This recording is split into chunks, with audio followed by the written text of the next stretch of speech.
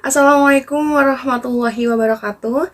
Perkenalkan saya Putri Sofiani, mahasiswa kelas 3A Perbankan Syariah dengan NIM 201420015.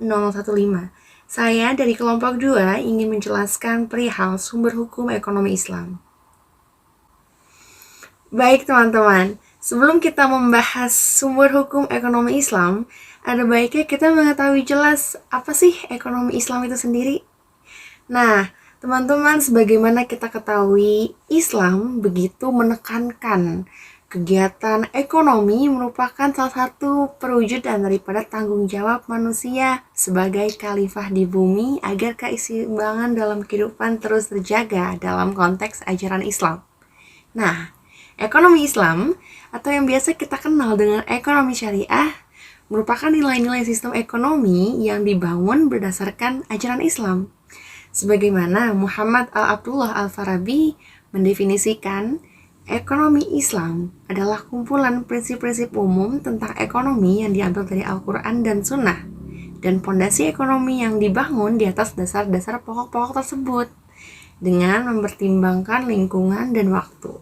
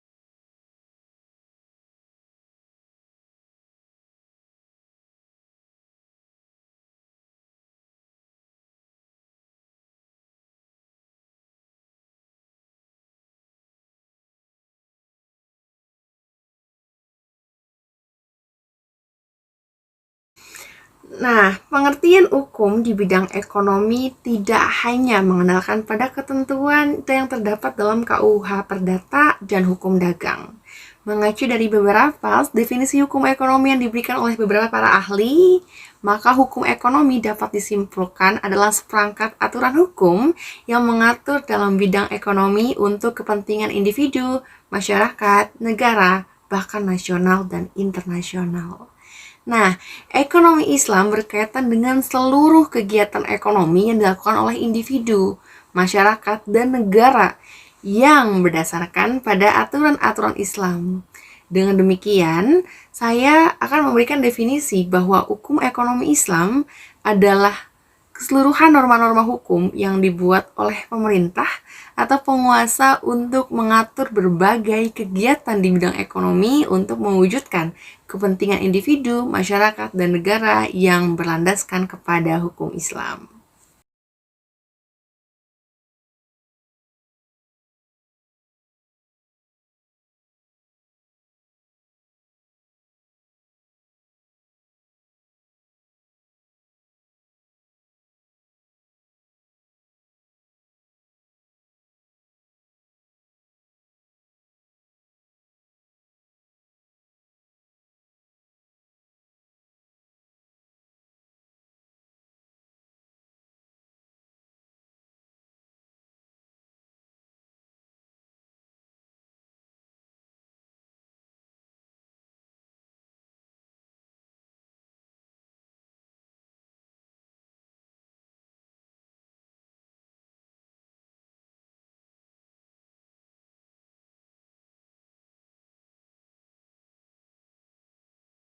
Nah, teman-teman, hukum ekonomi adalah pernyataan mengenai kecenderungan suatu pernyataan hubungan sebab akibat antara dua kelompok fenomena. Seperti ini, dalam ilmu ekonomi, jika hal-hal lain sama keadaannya, sedangkan harga suatu komoditi naik, maka permintaan akan barang itu biasanya akan menurun. Nah, mengapa hal tersebut bisa terjadi? Hal-hal ini disebabkan oleh beberapa alasan. Yang pertama, ilmu ekonomi adalah ilmu pengetahuan sosial. Dengan demikian, harus menghadapi banyak orang yang dikendalikan oleh banyak motif. Unsur hanya dapat memberikan hasil rata-rata. Yang kedua, data ekonomi tidak saja banyak jumlahnya, tetapi data itu sendiri bisa berubah karena sikap, selera, dan watak manusia berubah pada suatu jangka waktu tertentu. Yang ketiga, banyak faktor yang tidak dapat diketahui dalam situasi tertentu. Nah, teman-teman, kita masuk kepada pembahasan hukum ekonomi Islam. Hukum ekonomi Islam bersumber pada aturan-aturan yang telah ditetapkan oleh Allah Subhanahu wa taala dan hasil ijtihad daripada kita nih, akal pikiran manusia. Berikut sumber hukum ekonomi Islam yang berasal dari Allah Subhanahu wa taala. Di antaranya yang pertama dan yang paling utama jelas Al-Qur'an. Teman-teman, seperti yang kita ketahui, Al-Qur'an merupakan kitab suci umat Islam, di mana Al-Qur'an merupakan sumber hukum yang utama dan paling utama dan juga yang pertama. Al-Qur'an adalah wahyu atau firman Allah yang diturunkan kepada baginda Nabi Muhammad SAW melalui malaikat dalam bahasa Arab untuk dijadikan pedoman hidup bagi umat manusia.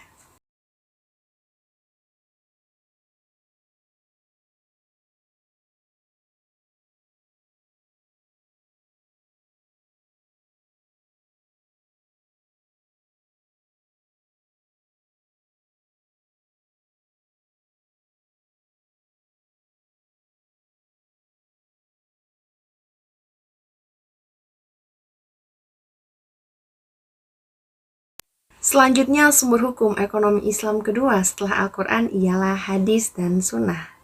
Teman-teman, seperti yang kita ketahui, hadis adalah sumber hukum Islam kedua setelah Al-Quran yang berupa perkataan sunnah qauliyah, perbuatan sunnah fi'liyah, dan sikap diam atau pertanda persetujuan sunnah takririyah dalam kitab-kitab hadis yang tercatat oleh Rasulullah SAW di zaman dahulu.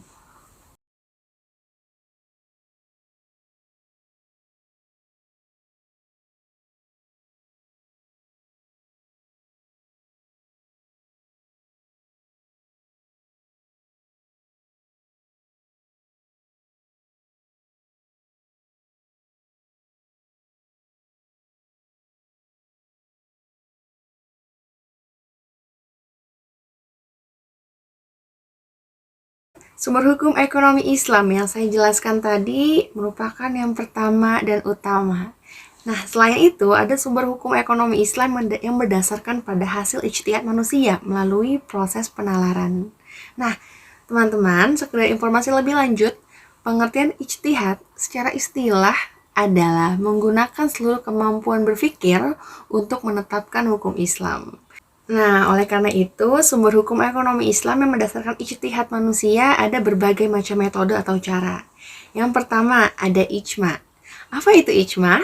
Ijma seringkali kita artikan dengan persetujuan atau kesesuaian pendapat para ahli mengenai suatu masalah pada suatu tempat di suatu waktu. Bentar-bentar. Aduh, ribet banget ya. Kita persingkat lagi. Pengertian ini maksudnya ijma adalah kesepakatan para mujtahid nih pada masa setelah wafatnya Rasulullah SAW terhadap hukum-hukum syara yang bersifat praktis atau amali. H.M. Rasjidi mengartikan ijma dalam konteks kekinian, yaitu persetujuan atau kesesuaian pendapat di suatu mengenai tafsiran ayat-ayat atau hukum tertentu yang terdapat dalam Al-Quran.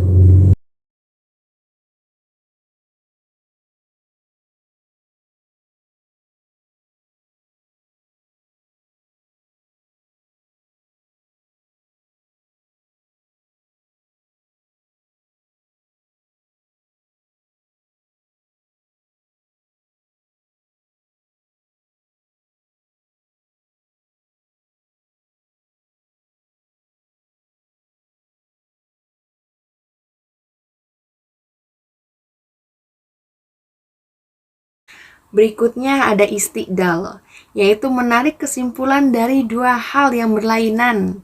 Misalnya, menarik kesimpulan dari adat istiadat dan hukum agama yang diwahyukan sebelum Islam.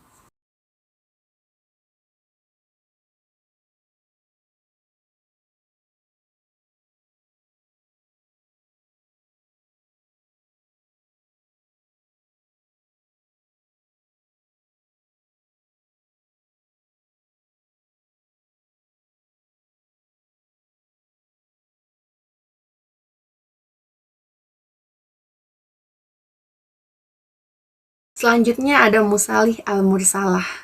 Nah, musalih al-mursalah ini adalah cara menemukan hukum sesuatu hal yang tidak terdapat pada ketentuannya, baik di dalam Al-Quran maupun dalam kitab-kitab hadis, berdasarkan pertimbangan kemaslahatan masyarakat atau kepentingan umum.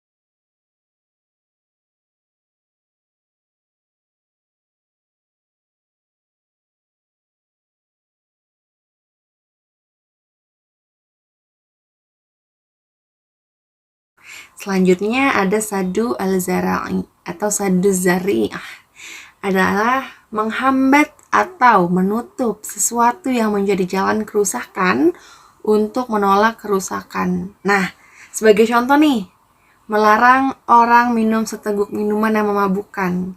Padahal itu seteguknya itu tuh tidak memabukkan. Nah, tapi kita menutup jalan bagi orang tersebut untuk meminum lebih banyak.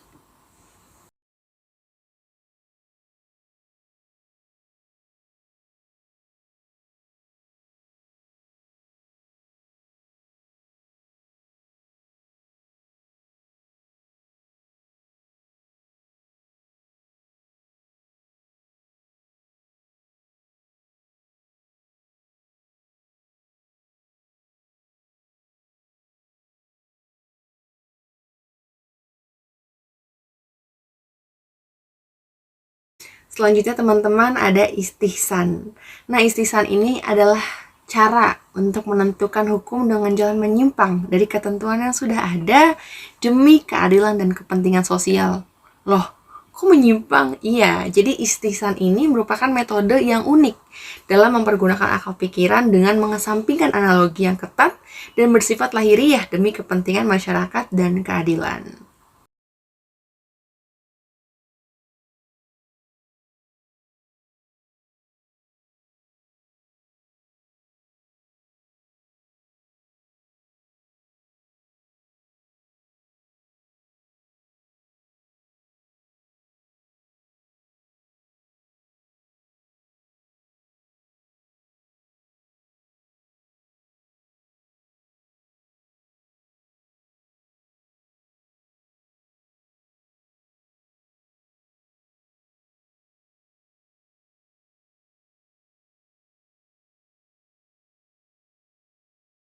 Teman-teman, ada istisyab. Istisyab adalah menetapkan hukum sesuatu hal menurut keadaan yang terjadi sebelumnya sampai ada dalil yang mengubahnya. Nah, atau dalam arti lain gini, istisyab itu adalah melangsungkan berlakunya yang telah ada karena belum ada ketentuan lain yang membatalkannya. Seperti itu.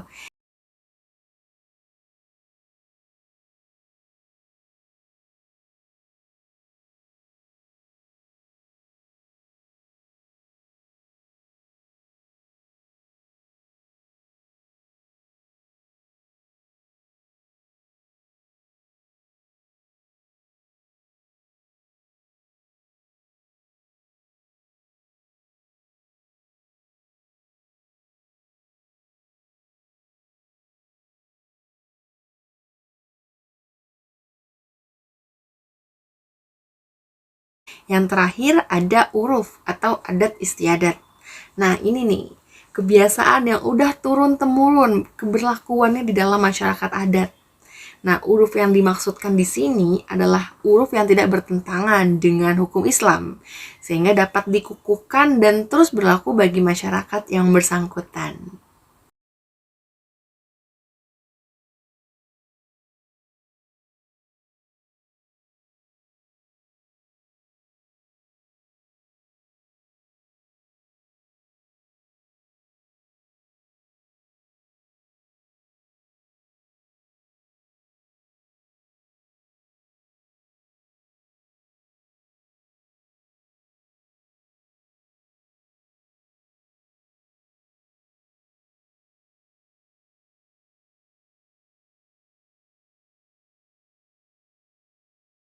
Baik, saya Vini Hyamsonia dengan NIM 2014200030 akan melanjutkan penjelasan yang sekarang mazhab-mazhab fikih dan implikasi kontemporer. Kita telah berusaha untuk memberikan pandangan luas mengenai hukum Islam sebagai latar belakang untuk memahami hukum dan asas-asas ekonomi, atau secara rasional menentukan sejauh mana pengaruh pengetahuan yang bukan wahyu dalam menerapkan fikih atau hukum Islam. Pada tahap ini harus dipahami dengan jelas bagaimanakah penafsiran dan penerapan pengetahuan yang diwahyukan dan pengetahuan yang bukan diwahyukan itu, sehingga menyebabkan berbeda-beda mazhab fikih. Perbedaan antara mazhab itu berkaitan dengan berbagai soal kepentingan manusia yang turut ditentukan oleh syariat. Di antara mazhab-mazhab fikih yang terpenting adalah mazhab yang didirikan oleh Abu Hanifah, terkenal sebagai mazhab Hanafi. Malik Abu Anas, terkenal sebagai mazhab Maliki. Muhammad ibn Idris al-Syafi'i, terkenal terkenal sebagai mazhab Syafi'i. Ahmad bin Hanbal terkenal sebagai mazhab Hanbali. Di samping mazhab-mazhab terkemuka itu, terdapat pula mazhab-mazhab fikih lainnya yang didirikan oleh ulama-ulama seperti Daud ibn Ali al-Auza'i, Sofyan al-Thawri, dan Abu Thawr di zaman yang sama. Masing-masing mazhab dianggap sebagai mujtahid penuh dan dianggap mempunyai sistem teori dan penerapan hukum sendiri. Mereka dianggap ortodoks, dan di antara mereka sendiri pun menganggap hal yang sedemikian itu. Mereka harus dibedakan dari apa yang disebut kalangan Syiah dan kalangan Khawarij dan seterusnya, yang dianggap sebagai bid'ah oleh mazhab-mazhab terdahulu.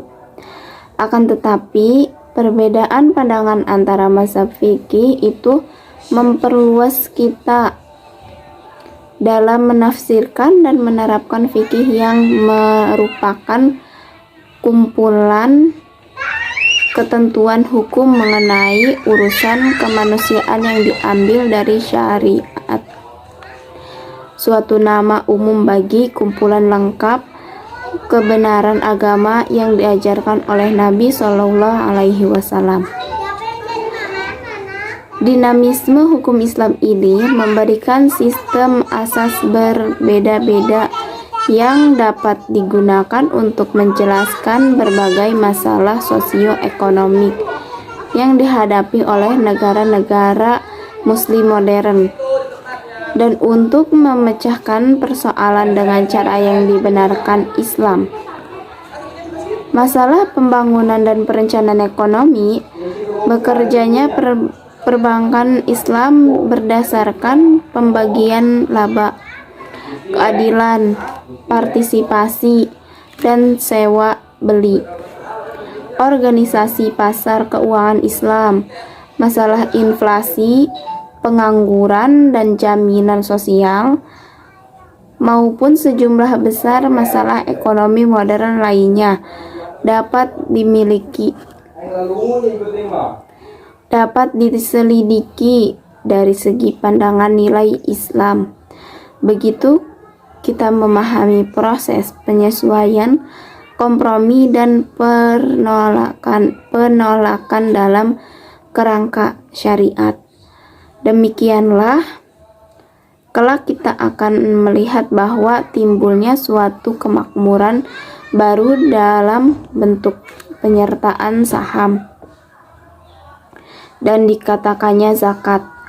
Perilaku para konsumen dan produsen dalam suatu kerangka Islam, pengaturan mengenai suatu harga monopoli modern, investasi melalui bank-bank Islam tanpa bunga, dan semacamnya, secara langsung dapat dianggap berasal dari pemahaman mengenai proses kekakuan dan keleluasan sebagaimana yang diizinkan dalam hukum Islam. Kesimpulannya, tidaklah perlu disebutkan bahwa Islam hidup melalui saat menentukan di mana warisan masa lampau harus menjadi petunjuk masa depannya. Agar masa kini penuh arti, maka harus timbul dari tumpukan-tumpukan masa silam.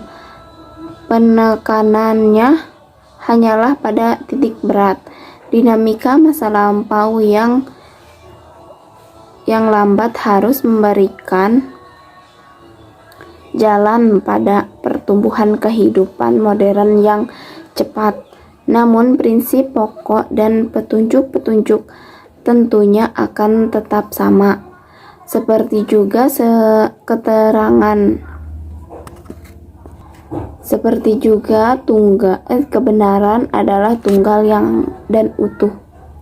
Dengan demikian prinsip kebajikan pada hakikatnya begitu dinamis dan abadi sehingga mampu menangani berbagai masalah kehidupan modern yang penuh pertentangan, meliputi masalah sosioekonomi yang timbul dari rumitnya peradaban masa kini.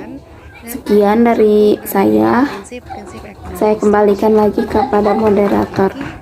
maupun prinsip syariah yang telah digali berdasarkan ijtihad melalui fatwa dari DSN MUI. Bahkan asas-asas dalam hukum perdata secara umum yang tidak bertentangan dengan hukum Islam sehingga dapat diterapkan dalam perbankan syariah. Teman-teman, penerapan tersebut dapat dilakukan karena mengingat prinsip atau asas itu merupakan bersifat umum sehingga dapat diterapkan dalam produk perbankan. Lebih lanjut, Sudikno Murtokusumo menyatakan bahwa asas hukum pada umumnya bersifat dinamis dan berkembang, mengikuti kaidah hukumnya. Adapun kaidah hukum akan berubah mengikuti perkembangan masyarakat, sehingga mempengaruhi waktu dan tempat.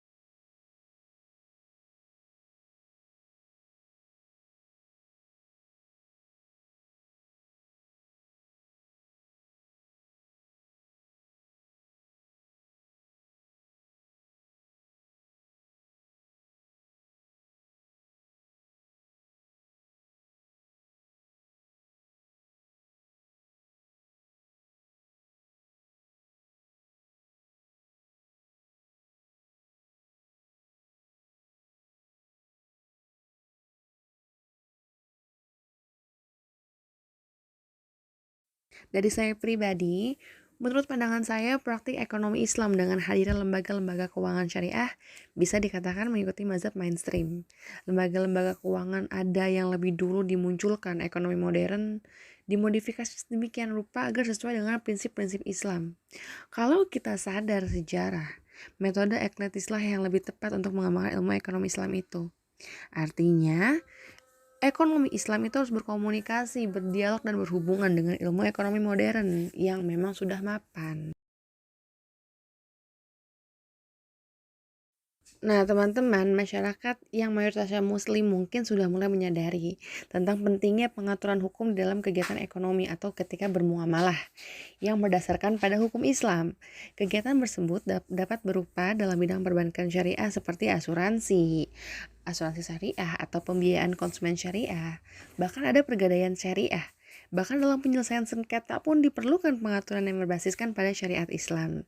Oleh karena itu, pengaturan hukum di bidang ekonomi menjadi penting untuk mewujudkan kebutuhan bagi setiap individu, masyarakat, dan negara.